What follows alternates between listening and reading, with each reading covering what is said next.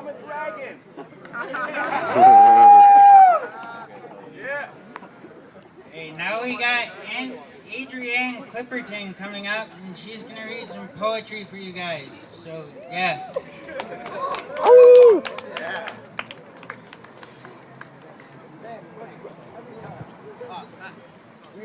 Poesie. Poetic powers activate. I'm here to give you power. You have it.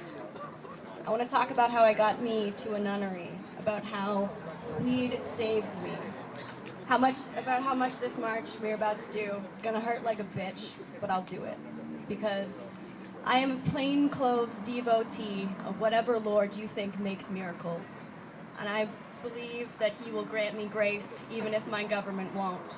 And I will walk in my belief, and I want you to walk with me. And if you can't walk, I know there's a friend here who will hold you and lend you a joint. And let me get intimate with you for a second. My groin has been scoured by doctors and x-rays, and they still can't tell me why it hurts when I walk. And let me make this personal. It hurts when I fuck. So today, I walk for weed, and weed walks for me, while my foot breaks over and over, and my very skin cries out. This poem pleading for weed is written on my flesh. This poem for pot comes gurgling out my esophagus and blows mind chunks. This ode to cannabis is inscribed deep in my gut. These words, this smoke, lace around my cranium and nestle it in comfort until my lungs relax, the tar gets coughed out. I can't take the strides forward I want to because I am dancing around a very big subject. Pain, suffering. My sisters and brothers dancing with me. In wheelchairs, in hospice beds, in chemo wards, and crying alone in a corner in their bathtub in the night on the floor. My friends watching the clocks at 4 in the morning, 5, 6, 7, 8.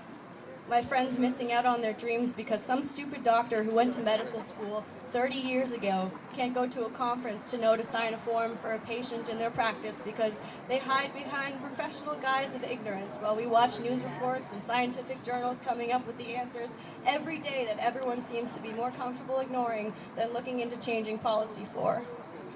Fibromyalgia is a fake disease. Even doctors have to discuss being skeptical of their patients' reports, knowing full well they have to report in a subjective way on such touchy subjects as me screaming in their face, explain to me why it hurts. Make it stop.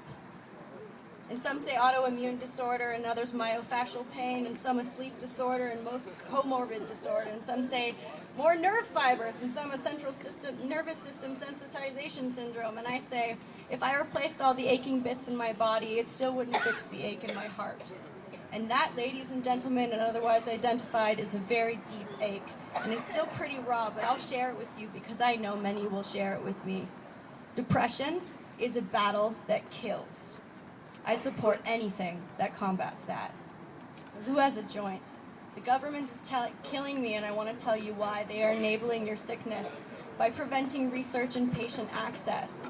By policy, they are taking a good look at their citizens and telling them that their pain is okay, that it's okay to feel nauseated, aching, listless. The government-mandated war on your health is the drug war. Soldiers as accessories to suffering, murdering slowly and painfully with willful negligence. I want you to rise to that challenge, to get higher, because it could cure cancer. Get to where you see me in stripes, imprisoned in each toke in the eyes of the law. Although we have the right to smoke in public, and it is part of our culture, it seems not right. We can't control what we put into our bodies.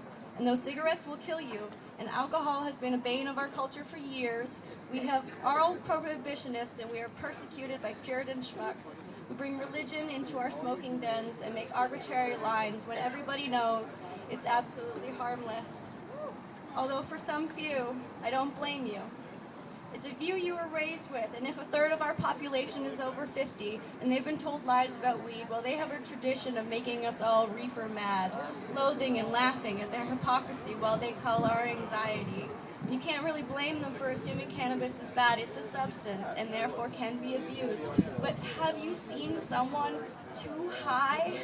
What exactly is the problem? Stoners being civil? Potheads being communal?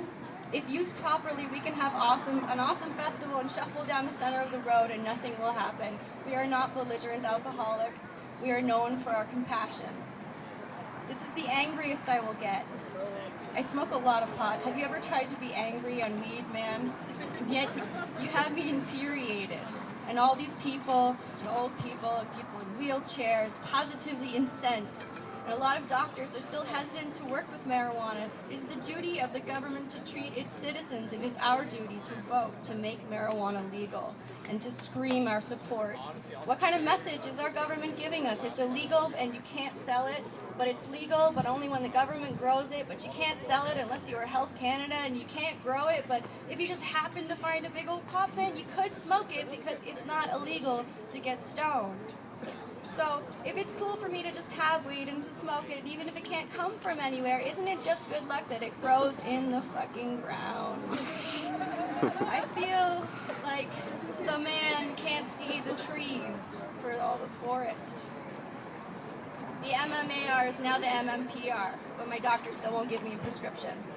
And her professional credibility, not wanting questioning through all the pills she makes me try instead, would all be covered by a well-packed vape. I want to insist, I am not a criminal. I don't do deals. Why am I forced to associate with things I know make a black market? I don't like supporting sex trades and gun runs and Mexican cartels.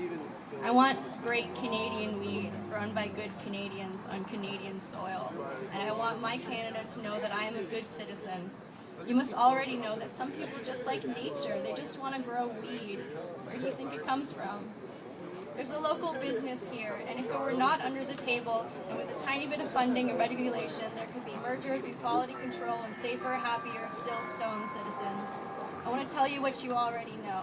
Where there's a will, there's a way. And some people won't take the risk, but you've probably seen them smoking a joint outside a bar some night, or they'll tell you an exciting story about when they tried it and felt free, and even if they can't be here today, their impact is lasting, because we know the crowds that can be kindled with a cry of sesh. Basic business will show you that in-demand products will garner a supply. It happens. This is how economies are made. This is how they flourish. Now, who has a joint? Who has an extra joint for me? Who will lend me a joint? Because I have to admit, you can lend it, but I can't give it back. However, I can give to you my smoke and my breath. And it is all I've been given to give, even if it is stunted. My lungs are twice my age and going through midlife crisis. I want to move you, but I know to do that, I need to move myself so that I can get to that place. And I need to get there, but I have to admit my joints are stiff. And if you have some to share, I'd be eternally grateful, because my specialist can't seem to explain to me why my joints won't seem to work. And I think maybe we should praise Jah and share a joint and help our joints lubricate. Let's loosen up those joints. I want to tell you about dancing with pain, and I want to inspire you to move with me as a force. I need you to listen to me and move, and I need you to share your joints, because I'm looking around. It's a little stiff. It's a little quiet out here. I want to tell you why I don't call myself a dancer. It's because, my friend, I have a real bad case of the chronics. And if you pass the chronic, I give you a chorus about how I dance all day around edges inside me. And if you had a map of the inside of my body, I'd guide you to pioneering medical advances and changing professional opinions. A country full of uncompassionate doctors who don't know what causes diseases, but refuse to relieve suffering with proven herbs rather than prescribe. I'm a scribe, and I want to talk about marching. Because for some people, going for a walk is an ordeal, and people say that stoners are too lazy to leave the couch. And I'd like to propose to you that those who get stoned are my kind of people, homebody types, and that they already have trouble getting out of the house. And some of them even have trouble getting down the steps, and some of them have problems sleeping at night, and some of them can't even step out the door. As much as I can, I must be clear, I do not know how to do this. It's not about the conversation we are having, it's about having it in the first place. I need your help, everyone. I don't mean just with cooking and cleaning and when it gets to the day that I can't wipe my own ass. I need your ear and the power that you have when we band together for something greater than us. This is more than welcoming the circled huddles of stoners in every alleyway corner and giving our law enforcement officers a break from harassing kids and enforcing rules they agree are in opposition to them carrying out their duties to protect the lives of citizens. Citizens, not criminals. I'm a criminal. You're a criminal. Did you know that? Good medicine has the power to change lives. The lives of the suffering. This is what we strive for, a healthy perspective of patient care and a sharing of community values. Take it down to basic math. The young will overtake the old like a slow tsunami, and we will all have the privilege of watching it. The baby boomer generation is desperate because they are dying, and the millennials are in power. It's time to make some changes to the system they have given to us. Remember when they told you that you were the future? Well, the future is now, ladies and gentlemen, and otherwise identified. You are making a difference without speaking. Your body's breathing. I give you this illusion of power, and let's all play good government right now. By the people, for the people, of the people. These lovable stoners sitting and standing and leaning in front of me right now. We are what make up democracy. The public vote and mass opinion. Your body here with that person next to you is telling the world that there is something that needs to be seen, that there is a conversation to be had. Your presence is your power. You are a citizen. Hear you roar. I will not let my government tell me that I am a bad Canadian and slap me on the wrist while I watch the struggle of my broken friends and family. I cannot turn a deaf ear to their cries while their screams vibrate in my vocals. Please remember to vote. October 27th. I'm not here to give you the power you already have. Use it.